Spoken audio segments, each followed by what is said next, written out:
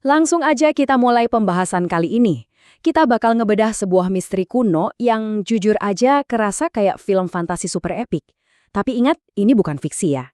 Kita bakal ngelihat catatan-catatan teks kuno tentang makhluk luar biasa yang udah berkuasa di planet ini jauh sebelum manusia pertama kali menginjakan kaki. Jadi siap-siap aja, karena sejarah awal bumi kita ini ternyata jauh lebih bikin takjub dari yang pernah kita bayangin. Nah, ini pertanyaan terbesarnya. Siapa sih penguasa bumi sebelum kita ada? Jauh sebelum Nabi Adam dan umat manusia berjalan di muka bumi, dunia kita ini nggak kosong melompong. Dari teks-teks sumber kita, ternyata bumi ini dulunya pernah didominasi sama peradaban yang sangat amat maju. Dan yang bikin merinding, peradaban ini secara harfiah terbuat dari api. Coba bayangin, penguasa bumi dulunya bukan makhluk berdaging dan bertulang kayak kita, tapi entitas dengan kekuatan elemen murni yang luar biasa dahsyat. Dan ini bawa kita ke satu nama legendaris, Banul Ja'an. Menurut teks, mereka ini adalah penghuni bumi kedua. Sebuah garis keturunan yang turun langsung dari Abu Ja'an, sosok yang dikenal sebagai bapak dari seluruh jin. Fakta yang paling luar biasa dari informasi ini adalah kesadaran bahwa mereka udah ngebangun peradaban global yang benar-benar masif, di saat manusia bahkan belum ada. Mereka punya sejarah panjang di planet ini dengan cara hidup yang, wah beda banget pokoknya sama kita. Masuk ke bagian pertama, makhluk pengubah wujud yang lahir dari api. Ada satu fakta yang super unik tentang asal-usul mereka. Walaupun mereka tercipta dari inti api dan roh yang asalnya dari cahaya murni, tubuh mereka itu sama sekali nggak kelihatan sama makhluk lain. Beneran, kasat mata. Jadi mereka ini beraktivitas, berinteraksi, sampai ngebangun peradaban raksasa tanpa ada yang bisa ngelihat wujudnya. Kecuali kalau Tuhan emang berkehendak buat memperlihatkan mereka. Bener-bener wujud kekuatan yang misterius banget kan? Coba deh kita bandingin sama diri kita sendiri. Manusia itu kan rentan banget ya secara biologis. Kita butuh pasokan oksigen tiap detik, dan kita butuh minum berliter-liter air bersih tiap hari cuma buat bertahan hidup. Nah, bagi Banul Ja'an, ketergantungan fisik kita ini pasti kelihatan rapuh dan, yah, boros banget. Kebutuhan mereka itu minim luar biasa, yang bikin mereka jadi wujud efisiensi semesta yang paling mutlak. Bener-bener beda kelas sama kita. Dan kalau bicara soal kemampuan, adaptasi mereka ini nggak ada tandingannya. Terbang melintasi kosmos? Bisa. Menembus tanah padat seolah-olah itu cuma udara kosong? Gampang. Suhu tubuh mereka aja jauh lebih panas dari inti bumi. Jadi mereka secara harfiah bisa rebahan santai sambil mandi di dalam magma. Nggak cuma itu, mereka jago banget berkamuflase. Mereka bisa berubah wujud jadi hewan apa aja, atau bahkan menyatu jadi tumbuh-tumbuhan rimbun. Pokoknya mereka bisa ada di mana aja dan jadi apa aja. Sekarang kita lanjut ke bagian kedua, 8 kerajaan besar.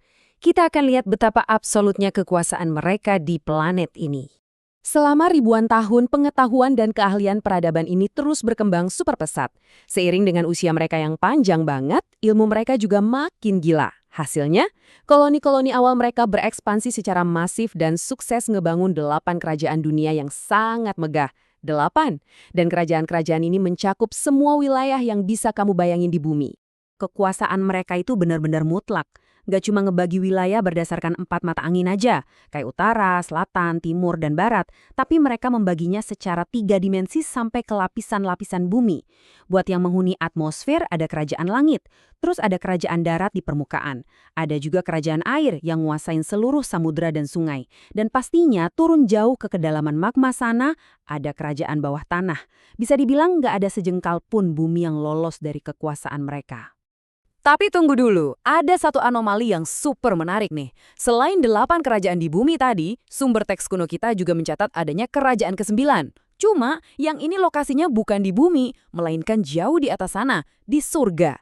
Kerajaan ke-9 ini diduduki sama iblis, yang merupakan generasi keempat dari bangsa jin. Tepat sebelum akhirnya dia diturunkan ke bumi karena pembangkangannya. Ini ngebuktiin kalau jejak peradaban mereka ini sampai melampaui batas-batas dunia material kita. Nah, ini ngebawa kita ke bagian ketiga yang cukup kelam. Keangkuhan, perang, dan kehancuran. Akhir dari era Banul Ja'an. Disinilah tragedi terbesar dari eksistensi mereka dimulai. Gini, walaupun mereka diberkahi otak yang brilian dan umur yang luar biasa panjang, ternyata sifat mereka sangat amat destruktif. Pengetahuan mereka yang luas itu tertutup habis sama kehausan akan kekuasaan. Alih-alih hidup damai, mereka malah menghabiskan waktu ribuan tahun cuma buat saling serang, saling jajah dan bantai-bantaian demi ngerebutin dominasi antar kerajaan. Coba kita lihat gimana alur kehancuran peradaban ini. Dimulai dari milenium pertama yang penuh dengan kecerdasan dan ekspansi global. Terus, masuk ke periode ribuan tahun, di mana isinya peperangan brutal tanpa henti. Tapi puncaknya ada di era terakhir. Tirani mereka benar-benar udah kelewatan batas. Sampai akhirnya mereka secara terang-terangan menolak dan mengingkari Tuhan. Penolakan absolut inilah yang memicu hari terakhir mereka. Seketika itu juga, Tuhan mengutus penghuni pertama, yaitu pasukan malaikat, buat meluluh lantakkan seluruh kerajaan mereka dan memporak-porandakan semuanya tanpa ada yang tersisa. Teks sumbernya mencatat dengan jelas, kezaliman mereka mencapai puncaknya ketika mereka tidak lagi mengakui keberadaan Tuhan.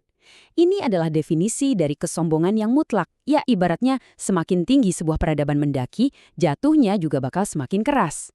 Dan penolakan inilah pemicu utama yang menghancurkan kerajaan-kerajaan duniawi mereka yang tadinya super megah, mengubah semuanya cuma jadi debu dan cerita usang dalam sejarah penciptaan.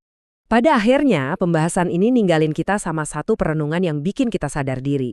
Kalau sebuah kekaisaran raksasa yang terbuat dari elemen murni, dipersenjatai kemampuan magis, dan punya kecerdasan yang gak ada tandingannya aja bisa terhapus total dari muka bumi gara-gara kesombongan mereka sendiri, lalu gimana sejarah nanti bakal nulis tentang dominasi kita? Sebagai penguasa planet ini sekarang, apakah kita lagi ngebangun warisan yang bakal bertahan lama? Atau jangan-jangan kita cuma bakal ngulangin pola kejatuhan yang sama?